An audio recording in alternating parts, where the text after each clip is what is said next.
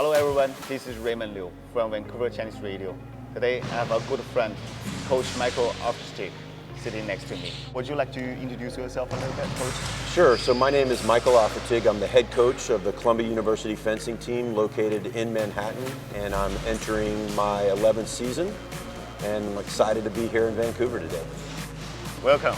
So what brings you to Vancouver this time of the year? Yeah, so I'm fortunate that the owner of the Dynamo Fencing Center, Igor, invited me to do a training camp. So this is actually my third day of a 3-day training camp. It's a very high performance training camp where what I say is I'm introducing the Columbia fencing philosophies that has kept us on top, and it's been wonderful. So Coach, ever since last year, the outbreak coming and everyone's life has been changing. So anything changed in the fencing world? Yeah, so I mean the pandemic was a huge blow to the world, and in the fencing world, you know, where everything had to stop because obviously we're around people indoors too. And at first, when people didn't understand it, you know, we're all at a standstill and kind of what do we do? And it was really amazing what the Columbia fencing team did. You know, we learned the Zoom, we have weekly meetings, we would talk about character skills and development and really focus on, you know, what are we fearful of, how can we overcome these different things. And then for us, we actually came with a mantra that would help us remind us that we got your back. And so there's a sort of a myth or story about the time of 11/11. Right, 11/11. So every time that 11/11 came on your phone, what we would do was we would screen shoot it or we'd text somebody, hey, make a wish. And that was just to kind of encourage each other that we'll get through this, just like we've got through many other things, and make a wish and keep focused and keep doing what you want to do. Thankfully, we're at a point now where there's some medical breakthroughs, and I feel we're even stronger as a team because of that. And you know, now, thankfully, we're able to continue fencing with masks on. We have a lot of vaccinated around the world. You know, the world's becoming more vaccinated, so competitions have started again. And I do find that there's a greater appreciation for the fact that, yes, we get to fence, as opposed to, all right, we're fencing, but no, we love fencing, and now we get to fence. So that definitely helped appreciation in the world of fencing. Definitely. And another interesting thing is, with some of these competitions that came out, there were a lot of new names, a lot of new women and men that started winning these competitions, and it's like, what were they doing during the pandemic, right? They were working. They're working hard on their own because they couldn't even be with coaches until they were able to be. So, crazy times, very happy that things are on the way back right now. I always wondered because normally when you choose fencers, you always see the competition result, right? But ever since the pandemic began, there's a reduction of the competition. So, I mean, how do you see the result? How do you select them?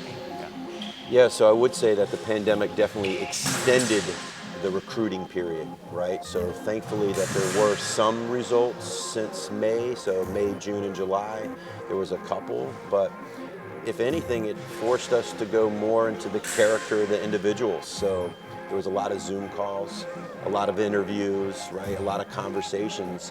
And so, you know, I loved it for the fact that I got to know the recruits more. But yet, yeah, no, it's very difficult, I would say, for any sport, right? Because we don't know what people are doing. We might know what happened right before, and maybe they might have been great, but some people that didn't have a chance were working very hard and they're coming out stronger. So it was very difficult, but we were able to speak more to them. And I feel myself and many other coaches will continue to use Zoom for those type of conversations, that rather than having someone fly from Vancouver, Canada, right? So now we can speak to them on Zoom. Thanks to technology. Thanks to technology, so much. Yeah, I mean, technology has definitely sped up during this time for sure, and it's just going to help us be better, I think. And one more thing I would like to ask you is that I know you mentioned before that to be in a Columbia, you not only need to be good in athletics, but also in grades, right? Mm-hmm. Yeah, so there might be a misconception sometimes about athletes in the Ivy League or any university, right? And At some universities, depending on the sport, their athletes are celebrated, right? They're celebrated, especially when you look at football and basketball. But then when you look at the Ivy League offers 33 different sports, which fencing is two, the men's and women's fencing. Any of those fencers that get into any of these Ivy League schools, they are at or even above the school standard. And so we're seeing very high SAT scores. I mean, I'll say almost perfect, right? We're seeing very high grade point averages, and I'll say almost perfect with rigor, high rigor of, AP, IB, honors courses. So yeah, and that's, again, part of our philosophy. It's like, yes, we're trying to be the best fencers we can be, trying to be best teammates we can be, and best people we can be, and that's in everything we do. That's on the fencing strip, it's in the classroom, it's in our community. So yeah, very high standards. Okay. So last but not least, anything else you want to share with us? I would just like to say that if anybody has never tried fencing before, you got to try it. I mean, it's a fun sport. Beyond life changing, it's a lot of fun. It's great exercise. And once again, don't be intimidated if you're 50 years old like myself and never tried it. There's veteran age groups, right? So you're not having to fence the young kids. There's veteran age groups from age 40 up to 80. And so you can have a great time. And it's maybe a little different than just riding an exercise bike or going on the treadmill. It's like you actually get to think. And for the kids out there, I'd say, if you like video games, this is where you get to be part of your own video game, because fencing, it's electric and you get to hook up, and it's like, if you like Star Wars and you like all these things, it's like you get to actually be part of your own video game and you're in complete control. So try the sport, it's awesome. So speaking of the Dynamo Club, I know you find a great fencer named Howard Zhao. Congratulations. Oh, thank you so much. Yeah, we're really excited to have Howard join us this year. He's actually entering as a sophomore this year. Unfortunately, because of the pandemic, he wasn't able to come to New York last year. Everything was virtual and online, so we're really excited to have him this year. So speaking of this young talented fencer, I know Columbia has very competitive fencing team. So how do you search them, or like, is there a particular standard you're looking for? Sure. So Columbia's had a great run. In the last 5 years, we won 3 NCAA championships titles, and the other 2 years were second and third. And so myself, as well as I'd say many other fencing coaches, we look for very strong fencers in terms of talent and foundation and physical and mental and tactical. But I feel that one of the big parts of success is really, what is their foundations of their character? Do they have the passion, right, the love for fencing?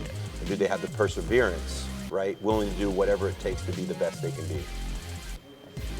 And also, I watched your interviews. I know you are not only successful in the business world, but you are very successful in coaching career.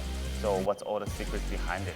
All right, so all the secrets, right? We could stay here forever, but of course. But I'll tell you, some of the different philosophies that has helped me be strong in coaching. I say there's 5 philosophies, and one is quality over quantity. There's a lot of times people say, how much are you training? What are you, it's about what are you doing in that training, right? Another is great preparation brings great expectations. So I'm very into really the details of that preparation. Another philosophy is observe, analyze, and adjust. And I learned this a lot in fencing, because in fencing, every touch, there's a learning moment, right? And you're learning, you're analyzing, and you're adjusting, right? The other is customizing your communication, right? Communication is very important, not only from the staff, but from the individuals of the fencers themselves. What do you like to hear? And my last philosophy is fencing's not fair. And if you can accept that, right, and not focus on what happened in the past, but learn from it, and then move forward and think about what's that next touch, what's the next thought. The more positive thoughts, you'll be more successful. So that, and I mentioned about paying attention to details and being open to new ideas, is something that I've really stuck to in the last 10 years that has helped me not only have success with the fencing team, but really enjoy my job more as well. So anything else you would like to share with the young fencers or their parents? Sure. So fencing changed my life, and I got into fencing really by accident. So I was playing all sports. I was very big into running and cross country. And 2 days before my school started, my mother got a call from the school, and they said, if your son wants to be in advanced French, because I was taking French at the time, he could either take gymnastics or fencing. And so I didn't know if gymnastics was cool, fencing, I was kind of into Star Wars, so I took fencing. And from that time, 36 years ago, that has changed my life. And what I would say, the great thing about fencing is there's no one right way. It's really a great sport for thinking about things differently, creatively. There's a lot of lessons learned in fencing when it comes to learning from not accomplishing everything even though you're working hard. So what I really find is fencing is a great sport for life. And it's helped me in my life, it's helped me in my business career, it's helped me really with everything. So it's just a great sport from what we say age 8 to 80. And that's not even limiting it, because you can enjoy it even at age 5, and you can enjoy it at 90. I know some 90-year-old fencers as well. So it's just a great sport. I know you mentioned, like last time you said that being a good fencer is not only a good athletic but also a good business leaders, right? Yes. Yes. Yeah, so fencing brings a lot of different life skills, and so with fencing, I mentioned before, there's no one right way to do something, and so you really have to figure it out. And a lot of fencing is really trying to get people to do what you want them to do so you can score on them. And so in a positive way of influence, right? So fencing can be a great way, to influence people to get the right things done. So that's one thing. Another thing is, because in fencing, it's a tough sport. There's 100, 200, 300 people in a competition. And at the end of the day, you have one winner and I say 299 losers, right? Unlike team sports where you have 20 team members and 20 other team members kind of win. With that, there's a lot of adversity. You have to have a lot of resilience. You have to have a lot of non-attachment to the end results and more attachment to the journey. And when you look at business and you look at sports, there's a lot of similarities. And those that are not necessarily attached to the final result, but to the process, you have a lot more success. So those are some of my thoughts. Good, thank you. I also, as a parent, I have a son too. Mm-hmm. So what advice do you have for me? If my son wants to start with fencing, like what age should they start? Things like that. Sure, it's a great question, and I have a son myself. He'll turn 5 in October, and everyone says, Coach, when is your son going to start fencing? And for me, it's like, of course he's going to fence because it's just a great sport. But my advice is to have parents try many different sports when they're young. My son already is doing footwork since he was 2, but that's because he's exposed to it. So I think exposure is very important. I say to get experience with different sports, to be an athlete first for speed and agility. And around 10 or 12, depending on what your son or anyone's children might like or love as a sport, that's where you can start specializing. But never push. It's all about the love of the game. And 6, 7 years old, twice a week could be good. And the more they love it, the more they ask, you can start adding more and more and more. And right now in the United States, we have under 10 competitions. So it's really cute, 8, 9-year-olds sitting there fencing each other, but really serious as well. I didn't start till I was 14, so I think it's a great youth sport, but I think the advice to the parents is don't push it, enjoy it, and support them for the love of the game.